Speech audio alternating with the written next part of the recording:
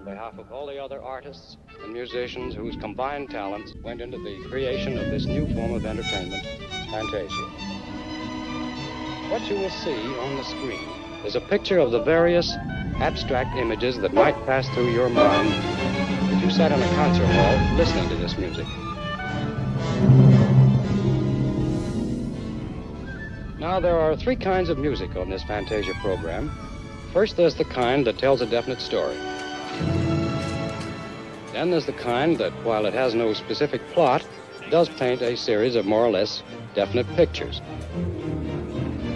Then there's the third kind, music that exists simply for its own sake. Hello everyone, and welcome to Rob's Rogue Planet.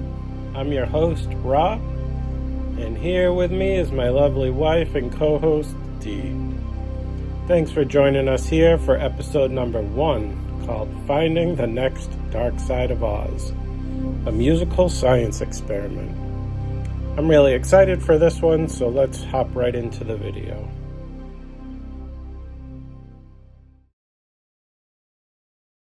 That's cool, yeah. So, watch any good movies lately? Saw a director's cut. That was fucking awesome. Ricky, it was Blade Runner, the director's cut. That's not the name of the movie. It was good, though. It was a good fucking movie. Somebody synced up Dark Side of the Moon and Wizard of Oz in there. That was pretty neat, I guess. Yeah, I heard you need to be stoned for it, though. Dennis, what the... Music is a beautiful thing, especially when it's used the right way in a film. It's undeniable that a great soundtrack or score affects our perception. The right combination of filmmaker and musician can mean the difference between a flop and a blockbuster. My go-to example here is the film Dune and its 3 different adaptations. Let's take a look at how radically different their outcomes were, and then ask yourself, what percentage of success or blame does the music deserve? Number 1. Alejandro Jodorowsky's adaptation was actually never made because the budget was too high, but he envisioned working with Pink Floyd and Magma. David Lynch's adaptation was a disappointment at the time. He worked with Toto and Brian Eno. And number 3, Denis Villeneuve's adaptation was a massive success, and he worked with Hans Zimmer. Have you ever experienced the pop culture phenomenon known as the Dark Side of Oz firsthand?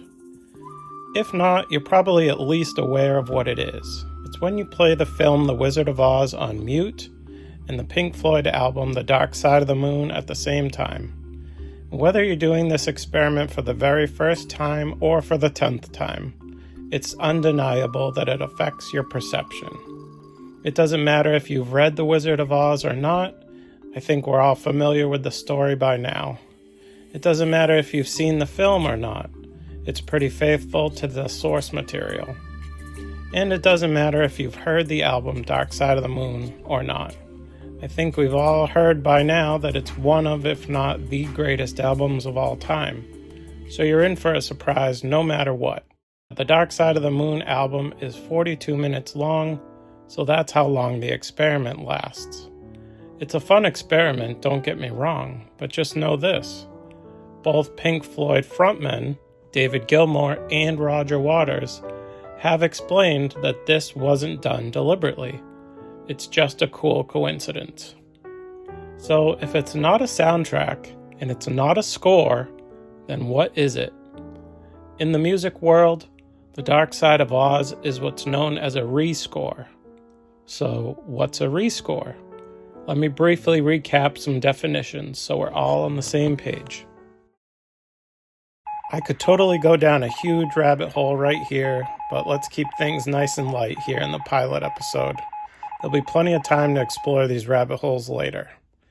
A soundtrack is a collection of songs that play throughout the film.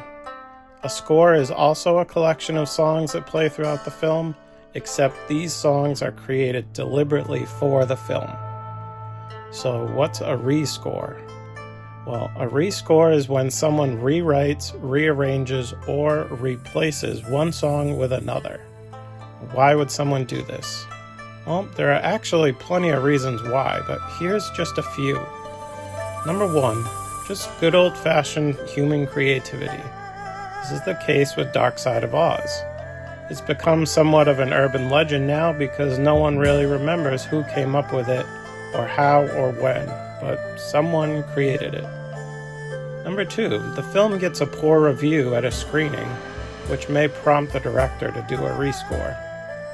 Number three, there's a milestone anniversary or a director's cut, which prompts the director to do a rescore.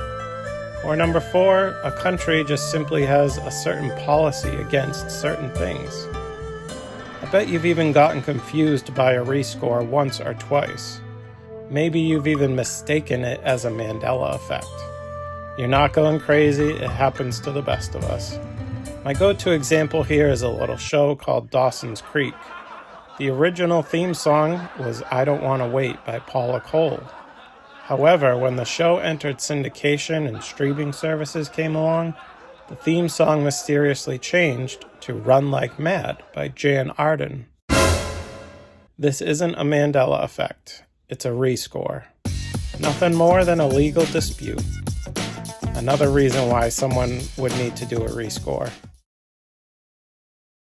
My audience, I sometimes call myself a rogue Egyptologist. A rogue Egyptologist. And if you folks who aren't seeing online, if you're listening to this only on iTunes, John has an office that is exactly what I would hope and pray his office would look like, just filled with documents and information and books, and it's crazy, man. Look at all that information behind you. You look like a mad scientist. The first time I saw The Dark Side of Oz was sometime in the 90s, and ever since then I've wondered why I'd never heard of any others. And then I realized it's not something that a musician sits down and deliberately does. That would be a score, as we just established.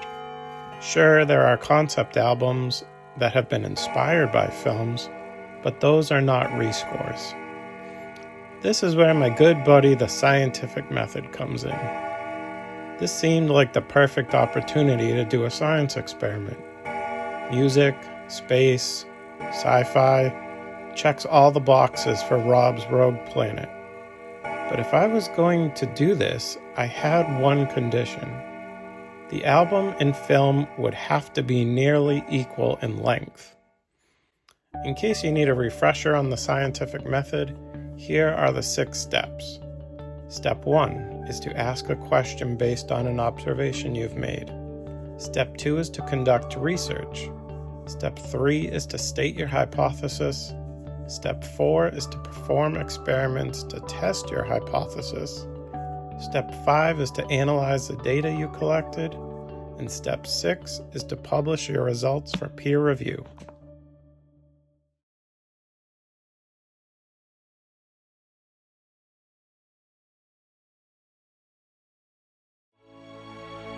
You already know my question? What's the better rescore to Dark Side of Oz? I'm convinced there has to be one, and I know I can find it because music is my thing.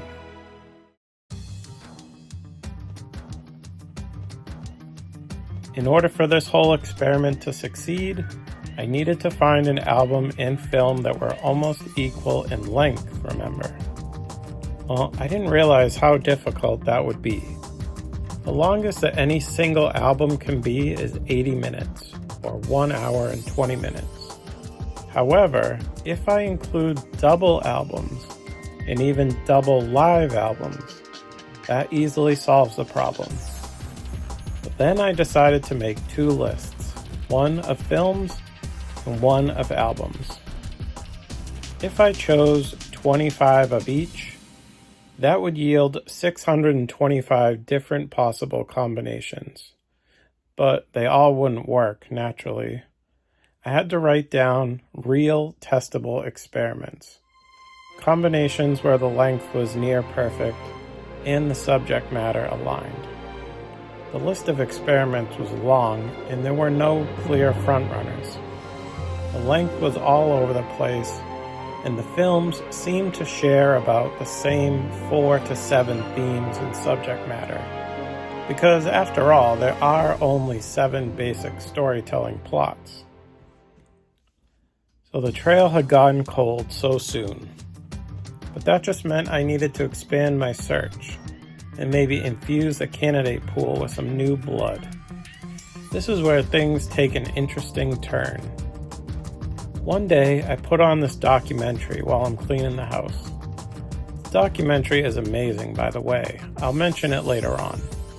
It's about a filmmaker who's attempting to adapt a classic book which he has never read.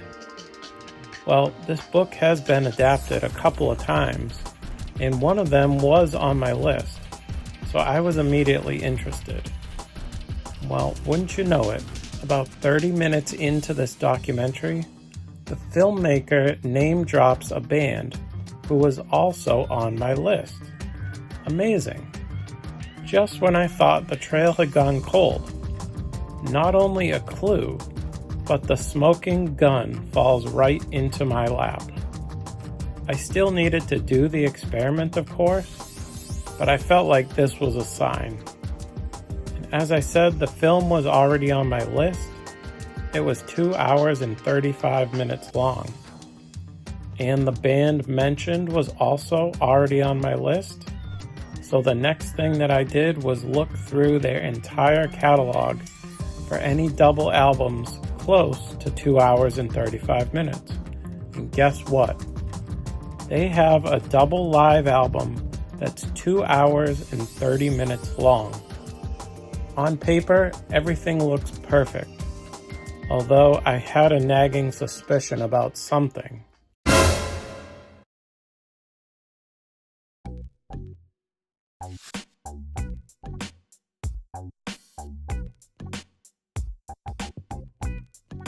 Based on the similarities in the subject matter, I predict that X album and Y film should result in a fantastic rescore.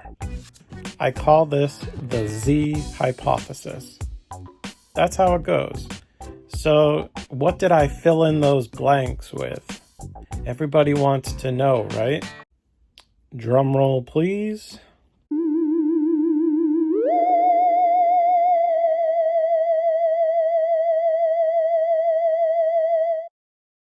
I predict that Pink Floyd's double live album, Delicate Sound of Thunder, and Denis Villeneuve's film, Dune Part 1, should result in a fantastic sync score. I call this the Delicate Sound of Dune hypothesis. Step 4, my favorite step. Perform the experiment to test your hypothesis. Now, sometimes you may need to perform multiple experiments, because chances are you're going to encounter some unexpected variables along the way. I know I did. So first, I watched the film Dune Part 1, 2 hours, 35 minutes. Since it's got to be commercial-free, either pop in the DVD or watch it on an ad-free streaming service like HBO Max. That's how I watched it. Then, I listened to the Pink Floyd double live album, Delicate Sound of Thunder, 2 hours, 30 minutes long. Since it's also got to be ad-free, my only option was to pop in the CDs. But that's not how I did it. Why? Variable number 1. This is where the fun begins.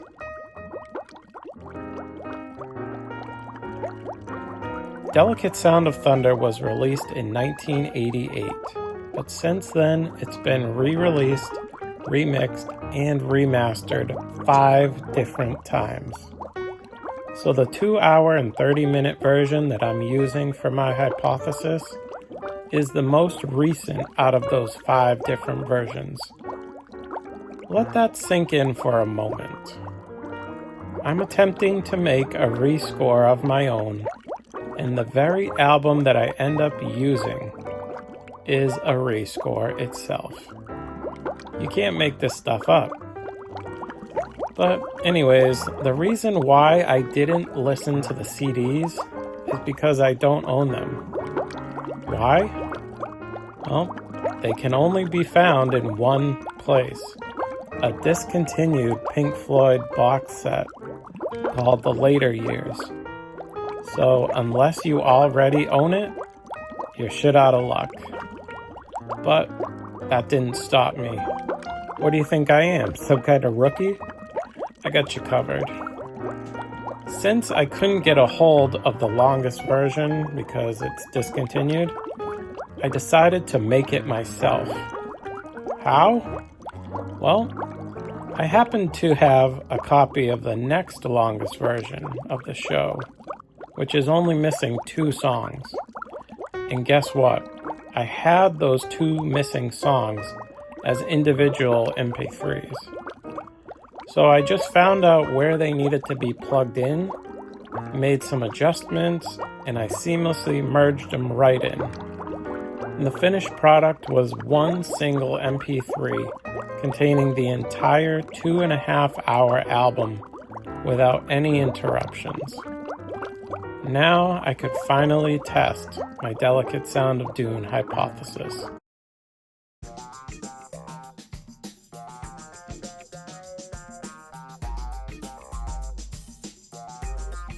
Step 5. Analyze the data. How?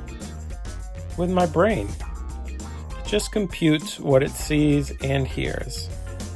It sees a film, it hears lyrics and music, both of them are masterpieces, and it helps that I read the book Dune as well. So the experiment ends, and I can't believe it. I found a bigger, better rescore. I've accomplished what I set out to do. But I wasn't done just yet. Remember back at step 2, conducting research, when I said, on paper, everything looks good, but I had a nagging suspicion about something? Well, it's time to revisit that nagging suspicion. Speaking of on paper, just like The Wizard of Oz, Dune was a book first. It was written in 1965 by Frank Herbert. It's a very long and detailed book, which is why it took 2 films to tell the whole story. Can you see where I'm going with this? As Dune Part 1, The Delicate Sound of Thunder, and my entire experiment came to a close, I couldn't help but feel a little unsatisfied. Something just didn't sit right with me. Because the film was over, but the story was not. Dune Part 2 picks up exactly where Dune Part 1 ends. You're supposed to watch them back to back. So that's exactly what I did. And guess what? They still synced amazingly, even though Part 2 is a little bit longer. But I solved that problem instantly as well. Can't make this stuff up. Listen to this. Even before I looked through Pink Floyd's catalog for a song that would fit that gap, because Part 2 is longer, I thought that Shine On You Crazy Diamonds Parts 6 through 9 would fit perfectly right in that 14-minute gap. Why did I think this? Because Shine On You Crazy Diamond Parts 1 through 5 is the song that kicks off this entire experiment. I didn't have any idea how long Shine On You Crazy Diamonds Parts 6 through 9 was, so I looked it up. 12.5 minutes. Pretty damn close. So I tried it in that gap, and surprise, surprise, it fits perfectly. So am I just full of crap, or can I back this up? Alright, before I forget, let me tell you about the MP3 and how to get it.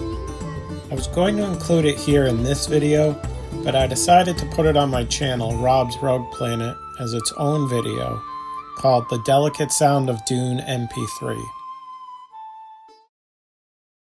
Alright, let's take a little break, do an intermission right here. There's a couple things we need to go over at this stage of the experiment. To try this for yourself, you're going to need some things to attempt this experiment. Number 1 is time. 2.5 hours for Dune Part 1, 2 hours and 45 minutes for Dune Part 2. So all said, that's 5.5 hours. Okay? You're going to need my MP3, my specially made, only here MP3. You're going to need some snacks, some comfy pajamas, and this is not mandatory but highly recommended. Get yourself some Bluetooth headphones and pair them to your phone so that when you're listening to the MP3, it's a lot more clearer. That's the only way I do this experiment now. I'm just a sound nerd and I just care about that kind of stuff. So now that you know what you need, it's time to choose your own adventure. Okay, there's 2 ways to tackle this experiment. Number 1 is called the Backstage Pass, and number 2 is called the Enter at Your Own Risk. So, what are they, and how do you make up your mind? Adventure number 1, the Backstage Pass. This is for all you skeptics out there that still need a little more evidence. For this adventure, I'm going to go over every single song and explain how it ties and syncs to the film at that moment. Or maybe you are more like adventure number 2, the Enter at Your Own Risk.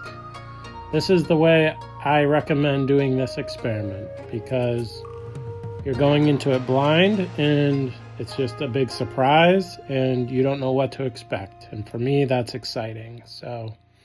But the choice is yours, obviously. If you're going to choose adventure number 1, then just do nothing. It's the next chapter of this video. If you want to choose adventure number 2, you're going to skip ahead to the timestamp.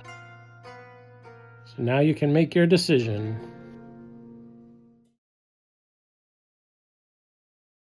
Welcome. You have chosen adventure number 1, the Backstage Pass. Are you still skeptical and want to hear some more proof? Well, there's plenty of it. During this concert, 24 songs are played. 12 of the songs are their greatest hits from the 70s. The other 12 songs are from the album A Momentary Lapse of Reason. All of the songs sync to the film, just some better than others. Which ones sync better? The 12 songs from A Momentary Lapse of Reason sync better. Also, the album only has 11 songs, but they do play one of them twice. The second time is as a reprise to close out the entire concert. And don't forget, I added Shine On You Crazy Diamond parts 6 through 9 as a bonus 25th track to make up for the fact that Dune Part 2 is slightly longer than Part 1. So here's the list of my evidence that I called sync points. I did them for both films, for every song, so this is going to take a while, and like I said, you don't have to listen to all this. You'll find it out yourself when you do the experiment, and this is for Dune Part 1. Track 1, Shine On You Crazy Diamond, parts 1 through 5. This is Paul's theme. He is the diamond who is meant to shine. Track 2, Signs of Life. To me, this feels like a goodbye. Paul and Leto are saying goodbye to their home world, which they love so much. Looking out at their last sunset, they're literally saying goodbye to all signs of life. Caladan is a water world, and Arrakis is a desert. Track 3, Learning to Fly. The Spacing Guild and their mysterious navigators are the ones who have learned to fly. They consume enormous amounts of spice to expand their minds. Track 4, Yet Another Movie. The Reverend Mother Gaius Helen Mohiam has come to test Paul to see if he is yet another movie, aka just another animal, or could he be the one? Track 5, Round and Around. To me, this feels like a heartbeat returning to regular rhythm, which is exactly what's happening. Paul is told he can remove his hand from the box, which he does. He starts to calm down. The litany against fear has helped him. Track 6, A New Machine, Part 1. Paul is like a new machine, a male with Bene Gesserit training. The Reverend Mother realizes that Jessica has been training him. Track 7, Terminal Frost. To me, this feels like a warning. The Reverend Mother has just warned Jessica. Also, the word terminal means lethal. Track 8, A New Machine, Part 2. The Atreides are now officially a part of the new machine, Arrakis. Paul must learn his father's duties, so he's ready to take over whenever the time may come. Track 9, Sorrow. Paul feels great sorrow for the Fremen. He despises how the Bene Gesserit have groomed them with their religious propaganda. Track 10, The Dogs of War. Paul has just narrowly escaped an assassination attempt. Duke Leto barks at his mentat, Thufir Hawat, to go catch some spies. Duncan introduces Stilgar to Leto, and it's the Fremen who are the real dogs of war. Track 11, On the Turning Away. Stilgar turns to leave the room. Also, the mysterious Dr. Kynes is introduced. Track 12, One of These Days. Something goes wrong, and Paul is exposed to a large dose of raw spice. He has a mind-altering experience, and Gurney saves him just in the nick of time. Track 13, Time. After his spice vision, Paul can now perceive time non-linearly. He's confused about his visions, but he's learning how to interpret them. Track 14, On the Run. To me, this feels like a betrayal. Dr. Yue betrays House Atreides. He drugs Paul and Jessica, delivers lethal poison to the Duke, and disables all the security systems. Track 15, The Great Gig in the Sky. Harkonnen ships aided by the Emperor's Sardaukar rain down from the sky on the helpless Atreides. Gurney leads the charge into battle. This is their last gig. Track 16, Wish You Were Here. Rabban leads the ground attack, hoping and wishing he finds some Atreides to slaughter. Duncan searches for the royal family, wishing he finds them. Track 17, Welcome to the Machine. Paul and Jessica kill their captors and helplessly watch the destruction of Arrakeen. Welcome to the Machine. The Harkonnens are taking over again. Track 18, Us and Them. Duncan confronts Dr. Kynes. Track 19, Money. Duncan and Dr. Kynes find Paul and Jessica. They take an ornithopter to hide out in the desert at an old ecological testing station. Dr. Kynes reveals that the stations were meant to release the subterranean waters on Arrakis that would terraform it back into the lush green paradise that it once was. Once the people learned what spice could do, terraforming came to a halt, and no one wanted the spice to go away. Spice is better than money. The spice must flow. Track 20, Another Brick in the Wall, Part 2. Duncan dies an honorable death. Now he can rest forever, but he's just another senseless death in the centuries-long blood feud. Just another brick in the wall. Dr. Kynes is also murdered by the Sardaukar. Track 21, Comfortably Numb. Paul sees Jamis in a vision. Track 22, One Slip.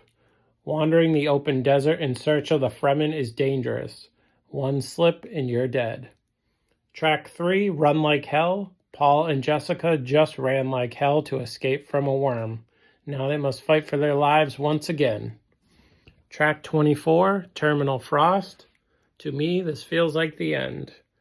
As I said, terminal means lethal, and this is a fight to the death. Paul kills Jamis and takes his first life. Still not convinced? Here's the points of evidence for Dune Part 2. Track 1, Shine On You Crazy Diamond, Parts 1 through 5. Again, this is Paul's theme. He speaks to his sister, Aaliyah, who's only an embryo, just a few weeks old. Track 2, Signs of Life. The Harkonnens are using some sort of interconnected brain network to monitor the planet for any signs of life from the Fremen. Stilgar's scouting party returns home to Sietch Tabr with Jamis's corpse and 2 strangers. The Fremen are not happy. Track 3, Learning to Fly. Some Fremen think that they have learned the truth about the strangers. Has the prophecy finally come? Track 4, Yet Another Movie. Jamus's Water is yet another movie, aka just another drop in the bucket, literally, as it's added to a sacred pool, which is one of thousands. Jessica's strength is tested as she becomes the tribe's next Reverend Mother, aka yet another generation in the gene pool of this practice. Track 5, Round and Around. To me, it feels like the slowing down of tension. Paul calms the circular argument that's just going around and around. Is the prophecy coming true or not? Track 6, A New Machine Part 1. Jessica emerges as a new machine. Now she's a Reverend Mother, and she's pregnant with another Reverend Mother. Track 7, Terminal Frost. To me, this feels like a warning. Jessica, or Aaliyah, tells Paul if he drinks the water of life, which is lethal for men, he will see. Stilgar tells Paul all about the things that could kill him in the desert, and Chani tags along to make sure he doesn't die. Track 8, A New Machine Part 2. A carry-all sets down a brand new harvester, a new machine. Track 9, Sorrow. Sadly, there's more killing. Stilgar leads a band of warriors to attack the harvester, but in the eyes of the Fremen, they're merely defending their planet. It's truly a sad state of affairs for the human race that we're still killing each other over a commodity over 20,000 years into the future. Track 10, The Dogs of War. The Fremen are the real dogs of war. The legend of Muad'Dib grows as the Fedaykin continue to hit the Harkonnens hard. When Paul rides the worm, this is a true sign of desert power. Track 11, On the Turning Away. Paul is turned away by the tribe as the final part of his initiation. He must call a worm. Track 12, One of These Days. Today, Muad'Dib dies, Rabban screams. And moments later, he's tucking his tail and running for his life. Track 13, Time. Time to celebrate Fade's birthday. It's also time for Lady Margot Fenring to perform a secret mission. Track 14, On the Run. To me, it feels like running for your life. Fade takes off his shield and battles for his life against an undrugged slave. Track 15, The Great Gig in the Sky. The Baron gives his nephew Fade his real birthday present. Information. Chemical fireworks are the great gig in the sky to celebrate Fade's victory in the arena. Track 16, Wish You Were Here. Margot wishes Fade were here in her bedroom with her. Track 17, Welcome to the Machine. A harvesting crew is attacked by Fremen. Paul and Gurney reunite, and Paul welcomes Gurney to the machine, aka the real power of Arrakis. It's not her spice, it's her people, the Fremen. Track 18, Us and Them. Us is the Atreides and the Fremen. Them is everyone else in the Landsrad. Track 19, Money. The Baron transfers the power of Arrakis from Fade to Rabban. Rabban to Fade, sorry. It's all about the money. Rabban was losing money, so Fade is sent in to bring the operations back to normal. Track 20, Another Brick in the Wall, Part 2. Paul drinks the water of life and sees Aaliyah in his vision. He also sees many generations of Bene Gesserit Reverend Mothers, all just bricks in the wall of humanity. Track 21, Comfortably Numb. Paul awakens from his state of being comfortably numb and speaks. His visions are clear now, and he can see a path. Track 22, One Slip. The Bene Gesserit's main goal is to preserve the human race. One slip, and we could go extinct. It seems the Harkonnens have slipped up one too many times, and now the Emperor is paying them a visit. Track 23, Run Like Hell. The Sardaukar run like hell for their lives as the full power of Arrakis is unleashed. Track 24, Terminal Frost. Terminal means lethal. The film ends and many people die. In track 25, Shine On You Crazy Diamond, parts 6 through 9, this is for all the marbles. Which crazy diamond is going to shine on?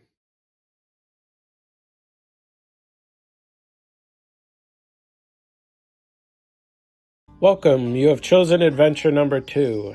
Enter at your own risk. Here's the procedure so you can come to your own conclusions. Number 1, you're going to have to watch Dune so you know what it's about. Number 2, watch Dune Part 2 so you know what it's about. Remember, both films are telling the exact same single story. Then step 3, rewatch Dune Part 1 on mute. And step 4, start my MP3 when the following appears on the screen.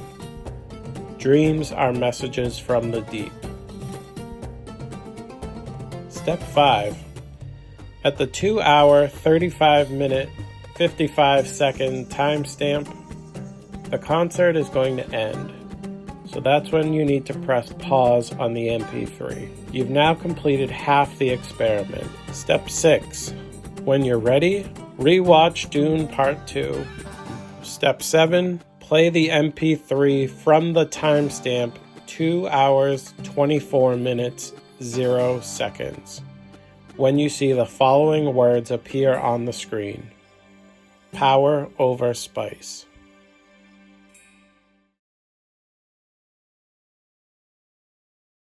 Isn't it more interesting to live in a universe where there are unknowns to discover, new lands to explore,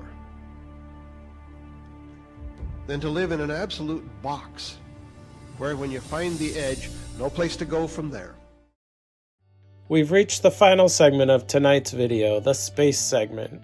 It's time to wrap up and assign some homework. Then we'll blast off to our next adventure. That's right, I said homework. But don't worry, it's not like in school. My homework assignments will never be dull or boring. When you come to Rob's Rogue Planet, there are only 3 rules you must follow. Number 1, have fun. Number 2, learn something new. And number 3, be kind. If you're looking for sports, politics, or the stock market, Rob's Rogue Planet is quite the opposite. So for tonight's homework, I felt like incorporating the choose your own adventure idea again. So you've got your choice between these 2. Adventure number 1, clearance level space cadet. You're going to perform the Dark Side of Oz experiment. It's 43 minutes long and this is free on YouTube. Or adventure number 2, clearance level rocket scientist. Watch the 2013 documentary Jodorowsky's Dune. It's 90 minutes long and it's usually free on Tubi. This is the documentary where I got the supporting evidence that Pink Floyd and Dune were 100% connected. So thanks everyone. I hope you enjoyed this video. Rob's Rogue Planet is only available on YouTube. And stay tuned for episode 2.